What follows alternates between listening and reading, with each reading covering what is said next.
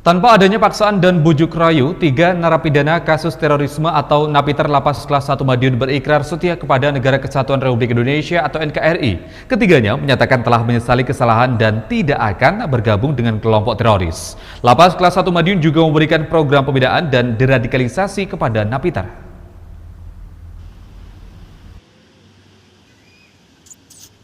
Tiga napiter yang melakukan ikrar setia kepada Negara Kesatuan Republik Indonesia atau NKRI, diantaranya RB, warga Surabaya, terlibat jaringan Jemaah Islamiyah atau JI, BS, serta HM, warga Makassar, yang terlibat jaringan Jamaah Ansarud-Daulah atau JAD.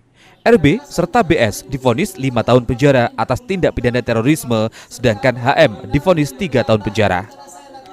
Saat pembacaan ikrar setia NKRI, ketiga napiter tidak kuasa menahan tangis. Ketiganya menyesali perbuatan yang sebelumnya dilakukan dengan kelompok teroris. Mereka mengakui tidak dalam tekanan ataupun paksaan dari pihak manapun, serta menyadari pemerintah Indonesia memberikan hak kebebasan kepada umat Islam untuk menjalankan syariatnya.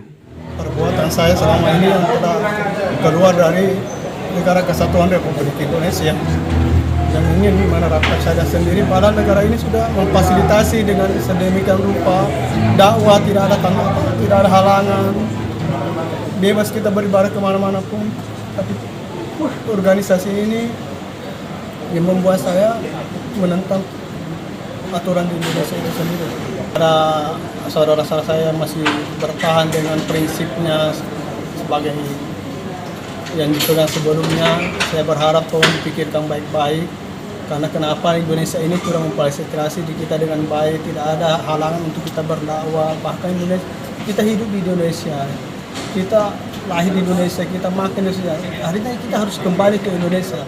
Sementara itu, Asep Sutandar, Kepala Divisi Pemasyarakatan Kanwil Kemenkumham Jawa Timur, mengatakan ikrar setia NKRI ini jangan hanya merupakan tindakan formal semata, melainkan sebagai langkah dalam membangun narapidana sebagai anggota masyarakat yang bermakna dan positif.